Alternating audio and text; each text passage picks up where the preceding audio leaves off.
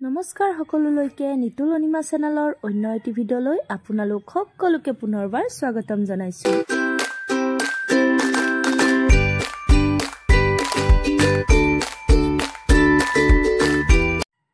আজিৰ ৰেচিপিটো হৈছে বৰা চাউলৰ জলপান।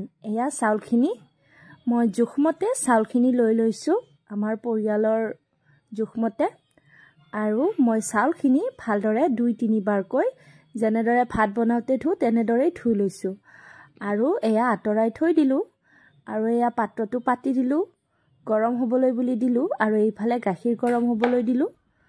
আৰু ইয়াতে মই এতিয়া অকমান সৰিয়হ তেলও দিব পাৰে, মই ৰিফাইন তেল আছিলে গতিকে ৰিফাইন তেলে দিলো।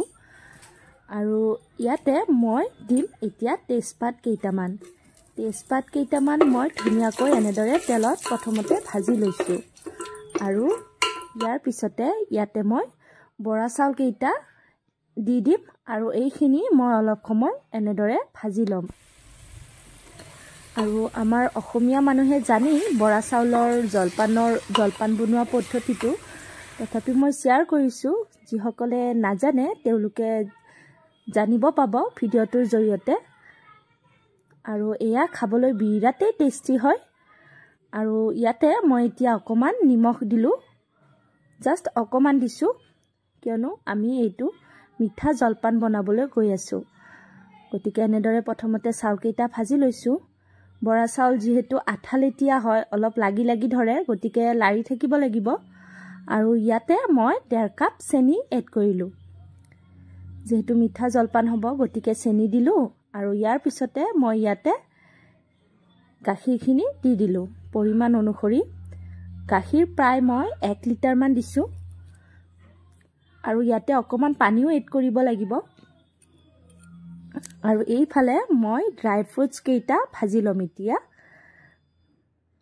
এয়া তেলত ড্ৰাই ফ্ৰুটছ কেইটা ভাজি লৈছো, যিখিনি আছিলে মোৰ ঘৰত এভেইলেবল তাকে এড কৰিলো। এয়া ড্ৰাই ফ্ৰুটছ কেইটা ভজা হৈ গ'ল, আৰু এইফালে তলত লাগি ধৰি আছে, গতিকে লাৰি দিছো অকমান। আৰু এয়া ইলাইচিখিনি এনেদৰে খুন্দি ললো। আৰু ইলাইচি দিলে যিহেতু গোন্ধটো ধুনীয়া এটা মানে ফুৰফুৰীয়া গোন্ধ এটা আহে, গতিকে ইলাইচিটো দিলো, এড কৰিলো। তেজপাত ইলাইচিৰ গোন্ধটোৱে মেইন। গতিকে এয়া আমাৰ হৈ গ'ল, জলপান ৰেডি হৈ গ'ল। এতিয়া মই চাৰ্ভ কৰিম। এনেদৰে কাঁহৰ বানবাতি লৈছো, যিহেতু অসমীয়া পৰম্পৰা আছে জলপান বানবাতিতে খোৱা হয়। এয়া বানবাতিত জলপানখিনি দি দিলো, আৰু ইয়াতে মই কিবা যি ড্ৰাই ফ্ৰুটছ আছিলে দি দিলো, আৰু ইয়াতে শুকান গুড় আৰু বাদাম এনেদৰে পিচি পেলাই দি দিছো। আৰু এয়া আমাৰ চাৰ্ভ কৰা হৈ গৈছে। আৰু আমি এয়া চোতালত ৰ'দত বহি আইতা কেইটা এয়া নাতিনী, গতিকে আজিৰ ভিডিঅ'টো ইমানতেই। ধন্যবাদ সকলোলৈ।